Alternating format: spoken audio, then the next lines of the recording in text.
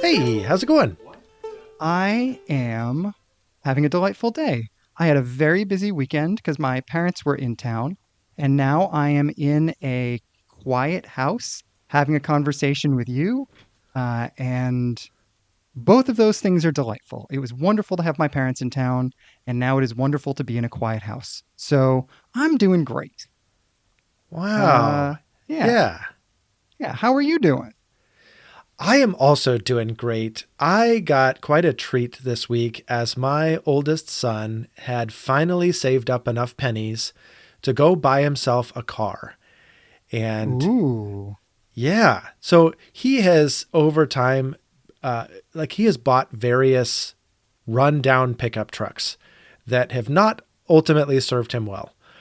And I've encouraged him, hey, dude, now that you've got like a real job, you're working full time, and you're trying to establish yourself in life, you should, while you're living at home and saving up money to get established, you should save up all your pennies and get a very reliable car. And that's exactly what he did. He paid cash money for a 2019 Hyundai Elantra, and he's very happy with it. And it was a really cool moment to see him make this really big purchase this week. ooh. Well, congratulations to him. That really is a big deal when you get to the point where you're graduating from some kind of beater vehicle to something that you actually saved up for yourself and you saved up a lot for yourself. That's Yeah. awesome. Yeah, it was a cool moment. And so now it just sets him up well to, he can continue to make a car payment to himself, and forever and a day, he can pay cash for cars if he stays on top of his finances. That's so good. Yeah. Oh man, that's so good. So, but I'm excited to get into our episode today because you really dialed us up something special.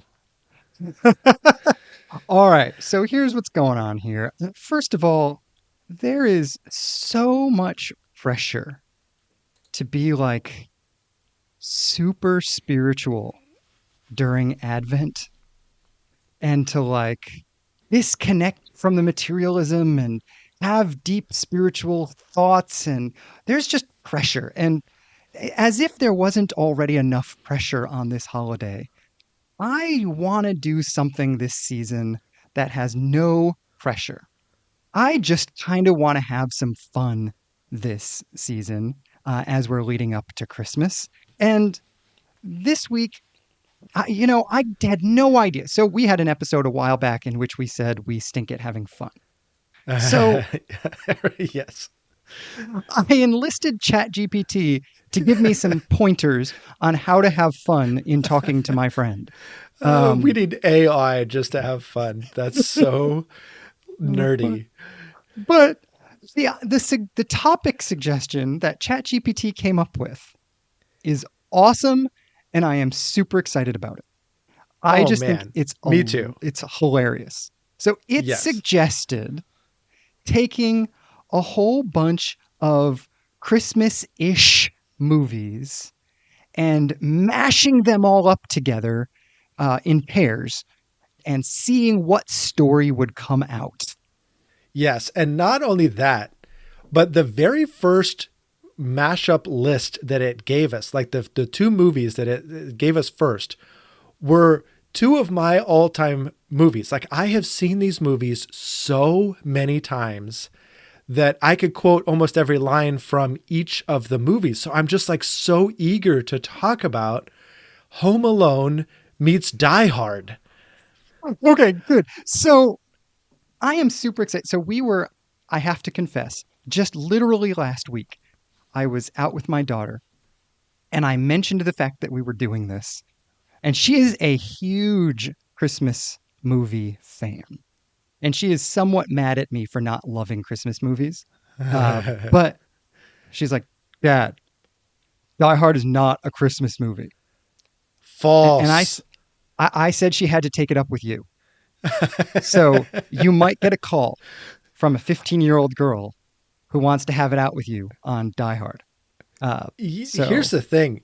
I think your daughter and I rival one another in stubbornness and uh, absolute conviction in our opinions, and I think we would throw down. All right. Well, I'll let you guys take that. But here's what I want. I want you to tell me what comes to mind when you envision a mashup of Die Hard and Home Alone. Okay, so I just was thinking about this and thinking all along, because you sent me this weeks ago, and I've been thinking about this movie plot, and it's so fantastic. I don't even know what else is on the list, to be honest. This is the only one that just like, it just captures my attention. So I just was thinking in this moment, why am I only thinking one direction about this? Why am I not envisioning Macaulay Culkin in the tower dealing with the hostage situation? I'm not thinking that direction. I'm actually thinking instead that Bruce Willis and all of this like bad guy action is happening in Macaulay Culkin's house. That's hilarious. I am entirely envisioning it the other direction. Oh no, are you serious? Oh, this is Yeah. so great. Um, so tell me the story as you want it to happen. What is it that you think would be great about this? I mean, okay, so Macaulay Culkin, they live in kind of a big mansion and stuff. So I think if they had an elevator in that house, and again, that same like guy with all the bullet holes in him comes down the elevator and like it says Merry Christmas, ho, ho, ho on his bloody t-shirt, and the burglars have to see that. Like, this is such a great, like, raw moment, you know? And then Macaulay Culkin at the very end of the movie channeling his inner Bruce Willis. And I won't say it on the podcast, but you know, the yippee-ki-yay, and like right at the very end of the movie. And you're just like, yeah, way to go, kid.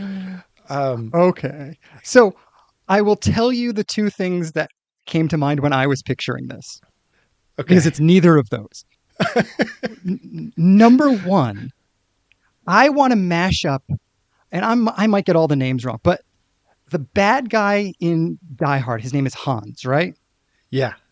All I want to see is him trying to be in charge of Marv and Harry. Oh, it's so good. I want this super macho, like stereotypical assassin villain guy who's like, I'm here to like, whatever. Like, he's gutsy and awesome and like super daring. And then like behind him is this guy who thinks it's super clever to like make the toilet overflow. I just like, I think that would be brilliant. But I also think it would be brilliant to have Macaulay Culkin like crawling through the vents, like making the office equipment turn into all sorts of like booby traps and pranks to like frustrate the incredibly amazing villains. Like, I want to see what Macaulay Culkin does with the copy machine. Okay, so then who's the hero in the story? Does like Bruce Willis take them all down, or does he only think he takes them all down? In reality, Macaulay Culkin in the vents is like the real hero. That one. I think John McClane thinks he's doing all this amazing stuff, and behind the scenes, Kevin McAllister is actually making it happen. Oh, that's so great. Meanwhile, like he like still finds the cologne in the bathroom and like shaves and is like, ah, yes, and yes, exactly.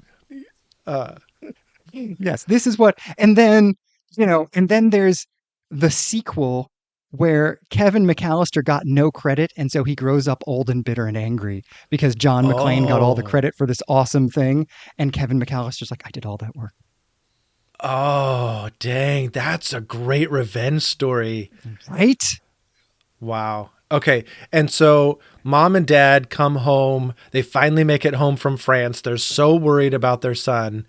And he's still just in the house pretending like nothing ever happened. And he just like, saved the whole town from terrorists. So suddenly I'm making that a completely different movie. So if we can have a completely different movie that is that side of the story, I want that movie to be the parents come home and there is a time warp and he's grown up into John McClane. So he starts the movie as Kevin McAllister and then whatever the name is, I don't care what the name is, but he grows up into being John McClane, and he has spent 30 years defending his house from unwanted villains until he is like angry and jaded. Um, He's got a 5 o'clock shadow and a hangover. yes, exactly. And his parents come home and they have no idea what happened. That's Okay. what I want to have happen. So, I want to watch these movies so bad. oh man. All right. Are you ready for the second two? Because I'm very curious about this one. Oh, I'm glad you are. I haven't even looked at the rest of the list. That was just so intriguing to me. Go ahead. All right. I have to be honest. I've only seen trailers for both of these and I still don't even care. Okay. It is a mashup of The Polar Express and Fast and the Furious, which just sounds awesome because what I want to have happen is so the Fast and the Furious is these bad guy car jackers who somehow have to be the good guys, right? Yeah, sure. And Polar Express is this warm-hearted family movie about a journey to the North Pole, right? Yeah. Okay. So I love both of these movies, but if your daughter had a hard time with Die Hard being a Christmas movie, there's nothing Christmas about Fast and the Furious. No, So this is no, really out of absolutely bounds. But absolutely. But I love this idea because so one of the main characters in the Polar Express is like this poor little girl, and she kind of like boards this train, and it's kind of magical, and she's kind of in wonder about the whole thing. But the movie really emphasizes her poverty and her lowly position, and so I think instead she grows up to like get into this car world, and she like races to the North Pole to like take over Christmas and rob Christmas and make it for, kind of a Robin Hood story where like, she's going to fight for the little guy with her fast cars and her gang of people. And she's just going to rob the North Pole, and she's going to take all the presents back and make sure the hood has a really good a really good Christmas. All under the mentorship of Vin Diesel. Yes. I mean, Yeah. Well, how no, could that not be amazing? Oh, I almost picture like this is way later, and she's like Vin Diesel's girlfriend. Oh, so they're doing it together. Yeah, they're doing it together. As long as somehow Vin Diesel is racing cars to the North Pole to steal back from the over corporatized Santa, I'm thrilled with this. What are they racing? Because are they racing trains? Because you're not driving a car to the North Pole. Is this like the reindeer sleighs? Is this like competing Fast and Furious? Santa's sleigh edition? No. So this is where like it reimagines the Santa story, because Santa can't just fly. Like there's too many people now. He can't just fly the sleigh. So now the North Pole has to like stage presence in various parts of the world. And so one of the staging trains is coming down from the North Pole, and the Fast and the Furious are like, driving up, and they're going to like jump onto this moving train and take it over and, kill the conductor and then hijack the train. And they're going to like make Christmas great for, all of the underprivileged. That's amazing. Well, and what I'm picturing, because one of the very few things I know about the Fast and the Furious is that it is wildly over the top. Like, yes. It's insane action that like could never happen like in a million years. And so I'm envisioning the moment they make the entire Polar Express jump across a chasm by getting the like train to go so super fast that it like jumps over a chasm, and like there's the moon behind it, and it's like almost the ET scene but with an entire train of presents. Yeah, it's going to be amazing. I'm actually picturing the scene in Speed with like Keanu Reeves, and they have to like jump the broken bridge. Yeah. Yes. As long as there is a full moon sort of backlighting this scene, I'll be happy. And a gentle snow. Well, Um, and that's the other thing I was picturing. You were talking about over the top. Like I'm picturing the Fast and the Furious drivers. They're not in like the souped up imports. They're instead in souped up like Baja vehicles going off-roading next to this train. And they're like, launching over hummocks and things. But then they also have like the glow lights underneath their car as they're like flying down. So it's like Dukes of Hazzard meets the Tokyo West or something. oh, that's amazing. Okay, this would be fun. Yes. But Yes. we've got to get to the next one. The next one is the one I've been dying to talk about. Okay. Like I said, I have no idea what's coming. Okay, the next one, and I just want to think about who's who in this story. It is Christmas Carol with the Avengers. So if we take all the Avengers characters and plug them in to do a Christmas Carol version with them as the characters, who is who? Oh man, you're going to have to help me out here. A, you're the Christmas Carol expert.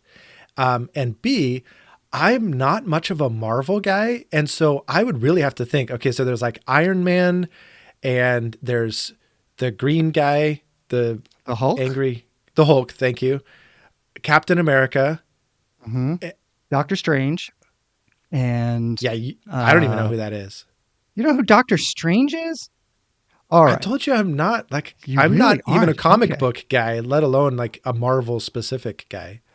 All right. So here are some of the main. So you haven't even, have you seen the original Marvel like Avengers movie? Yes, actually, but it's So been long so ago. long. Yeah. And it's not my genre. Okay. So here's the people you're dealing with. You're dealing with Iron Man, Black Widow, Thor, Hulk. Doctor Strange comes in a later movie. The Black Panther comes in a later movie. You've got Captain America in that first movie. Scarlet Witch comes in later. But all the characters from Guardians of the Galaxy. But here's what I'm envisioning. Tony Stark, Iron Man, would make a perfect Scrooge. Like those stories go together Oh yeah, yeah, yeah, yeah, just absolutely. fine. Like you're not Okay, struggling at all there. right, Uh, right. and then typically you've got sort of four ghosts. You've got the partner who comes as Marley, and I'm trying to figure out who would be his partner that comes in as Marley, and I don't have a good answer to that. But the other three ghosts, the ghost of Christmas Past, is sort of somber and setting the scene and kind of very simple. And I think this would be Black Widow. Okay, So you've got Black Widow setting the scene, kind of taking him back and kind of getting him used to the fact that he is with ghosts. Then you've got somebody who is kind of goofy and over the top and has like a lot of personality. And I'm thinking Thor for this role. So Thor is the ghost of Christmas present. And then, of course, you've got to have the Hulk as the silent, grunting ghost of Christmas future. I just, I think that would be a heck of a movie. I think this is such a weird movie. Like, I don't know. Like, I can't imagine Dickens ever watching Marvel movies or even reading a comic book. Dickens is so proper and so English. Like this just Captain America. I don't know. I This know. I can't even fathom this. I know. I have seen a live version of A Christmas Carol over 40 times in my life. My family goes to see it every single year. And this is just one version I definitely have not seen yet. And uh, there have got to be, however, people who listen who are better Avengers and Marvel experts than we are. And I would love to know how they would place people in this because I think Yeah, it's fascinating. because honestly, you're looking for a conversation partner on this, and I ain't your guy. Yeah. Well, let me get to some classics here Well, that okay. oh, go Well, ahead. I just finally looked at the list, and Oh, I'm okay. telling you, how the Grinch stole Hogwarts sounds awesome. Yes, I love this one. So set the stage. What is the main story here? I'm so just captured by the title. I haven't even stepped into the story yet. How Yeah, the Grinch Stole Hogwarts is so awesome. So I don't know. Does he like capture Dumbledore? What is this like? I'm trying to figure out what he wants to do and why he wants to take over Hogwarts. well, he's got magic now because now the Grinch is in the magic world. So Oh, I'm so he's very not a intrigued. Muggle. He maybe he is a Muggle and that's why he's angry. How about that? Oh, yeah. Maybe he's a squib. Maybe he's like born to magical family. Yes. Like maybe he's born to like I don't know, the minister of magic or something, and he is shunned because he's a squib and he can't actually do magic, and he lives in this cave and he grows green with jealousy, and now he's going to take over the greatest, witch and wizard school of the world, and finally take his place as like the chief whatever. Yes. Well, and I love this because the thing that I think would be hilarious is to see the Grinch sneaking around Hogwarts, stealing the like trees and snow and like all of the decorations. I just think that would be absolutely hilarious to watch. I can't even envision like him sneaking on those stairways that all move. Oh yeah. Like I just think would be a riot. Um, Well, and I'm just like putting two characters in front of my vision right now. On the one hand, you have like the Jim Carrey version of the Grinch, where mhm. he's just very outlandish and silly and over the top. And then you have the very stern and very pursed face Mrs. McGonagall. And I can just imagine the two of them being just so antagonistic to each other. Oh, I hadn't even thought about McGonagall. She would be amazing across from a Jim Carrey kind of character. Yes, what would have to happen is somehow Harry and Ron are convinced that this is happening. Behind the scenes, the Grinch is stealing all of Christmas from Hogwarts. He's doing something magical to make Christmas disappear, or something. And Harry and Ron think they can beat him on their own. Hermione, of course, is complaining about this and ultimately goes to McGonagall and gets her involved. And then there is a showdown between McGonagall and the Grinch. And that would Yes. be a brilliant showdown. I'm picturing the scene in the very first movie where she turns from a cat into a person. Yeah. Um, and I just think somehow that moment with her facing down the Grinch, it would be amazing. And I can't decide though if instead of a sleigh, if the Grinch comes in on Hagrid's motorcycle or on Oh. that cab. So I actually picture him riding Fluffy, the three Hagrid's three-headed dog. Um, Okay, yep, that's it right there. and then Jim Carrey's character, especially, right? Jim Carrey is just here and there and everywhere. So I can just picture in that confrontational scene where McGonagall is standing stone still with that stare that can see right through someone's soul. And meanwhile, Jim Carrey's version of the Grinch is literally bouncing off of walls. He's here and there and everywhere, and he's doing his zany kind of things. And all the while, she is not moving an inch. Yes. Oh my goodness. Yes. And he just runs down like a battery. Oh, that's awesome. And then just kind of wilts under her stare. Yes. Yes. Oh, that's a good moment. Yes. Okay, but we're running out of time, and there's at least one more we've got to do here. There are a couple Okay. that I'm really interested in, but actually, there's two more. Okay, two more we have to figure out. One is Rudolph the Red-Nosed Reindeer versus Jurassic Park. A, Avert your eyes, kids. a rampaging, genetically engineered Rudolph the Red-Nosed Reindeer sounds awesome to me.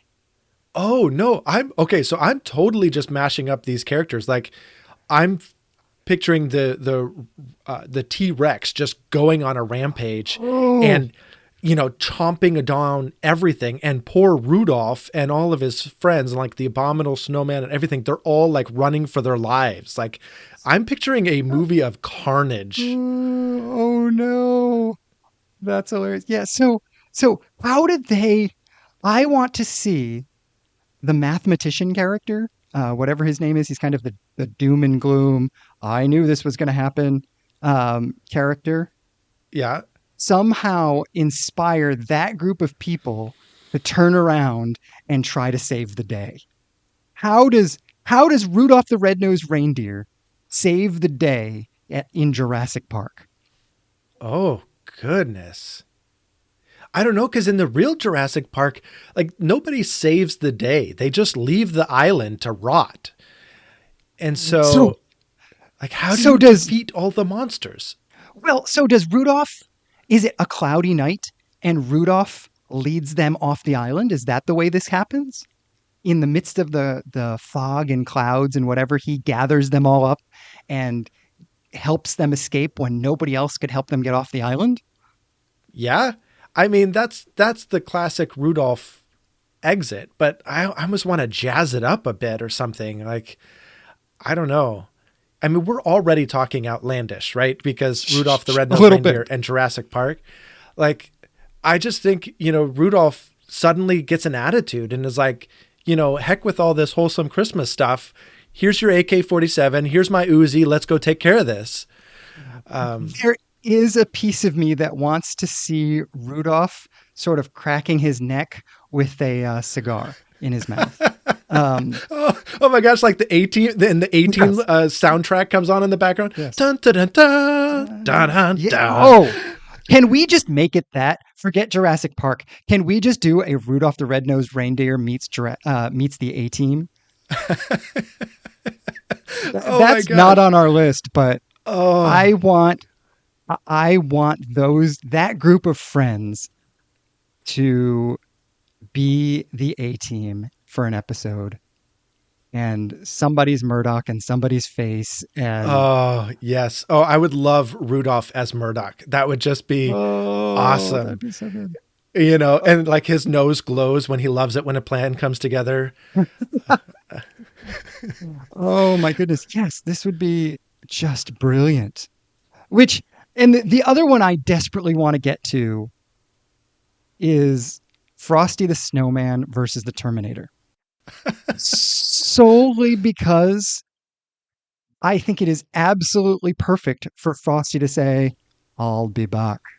Yeah, I was thinking the exact same thing. Like, I Right? know nothing, there's nothing else you need in that movie except for Frosty to be able to say that. It's kind of like my moment with Kevin McAllister at the very end of the movie going, yippee-ki-yay. Like, you just have to say the classic line and everybody got what they came for. Yeah, no, you're absolutely right. There's nothing else required. It's a 30-second movie, but I do think if this was Frosty versus the Terminator, Frosty sacrificing himself by melting and the water somehow rusting out Terminator, Oh, oh. like I think there could be a story there. Yeah, you're going all Tin Man on this moment. Yeah. Yeah. I think there could be something there. So maybe it's a 45-second movie. It definitely isn't going to be too much longer than that.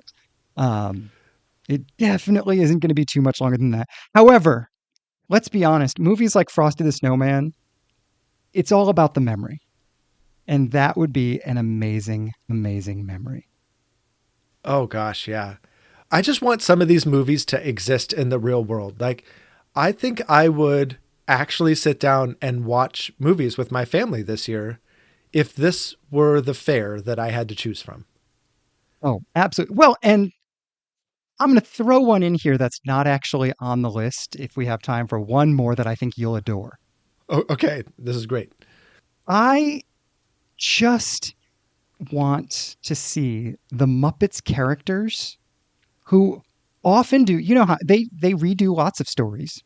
Oh yeah, yeah, that's true. That's like their thing.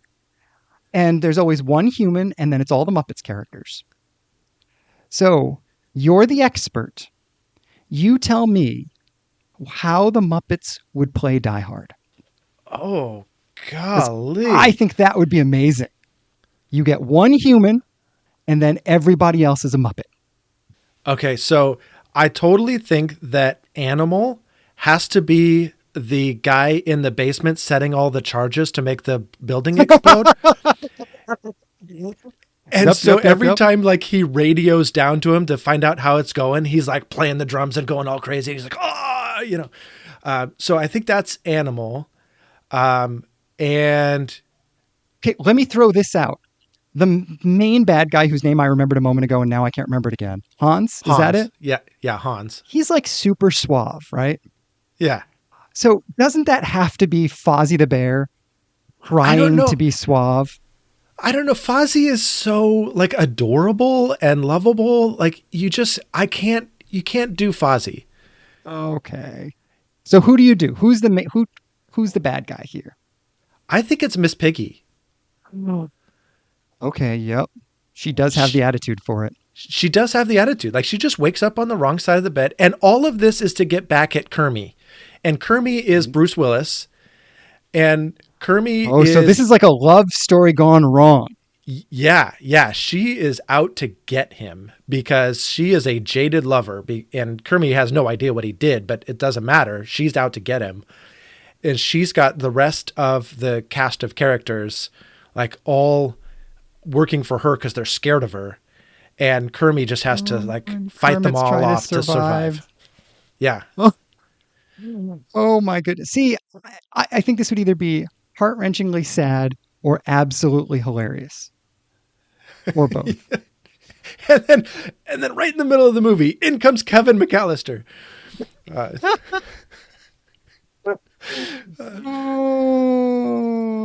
Oh, maybe not. Um, all right.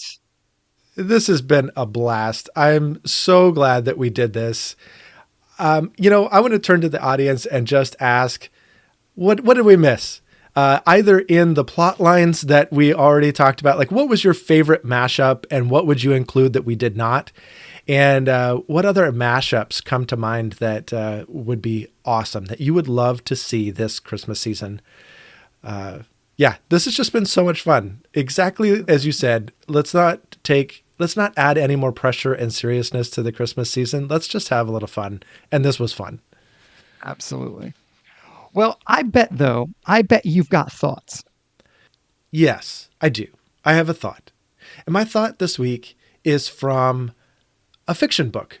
And I don't read a lot of Mm. fiction, and I certainly don't read a lot of, I don't know, is this even juvenile fiction?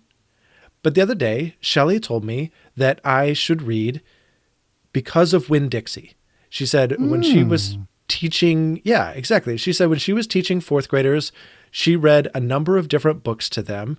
And one of them was Because of Winn-Dixie. We were just talking about various other books in that kind of genre. And she said, you would actually really love this. And I said, I don't know. I put that in the same category as Where the Red Fern Grows. And I'm like, I don't want to like read about a dog dying in the end. And she's like, no, it's not like that. No, just read it. You'll enjoy it. I read it this week, or I think maybe last week. It was absolutely amazing. It was such a good story. It's only, I don't know, it's very, very short. It's just a small child's book, but someday I would love for you to read it as well if you haven't already. And I would just love to talk about the artistry of a well written book and a well told story, even if it is for kids.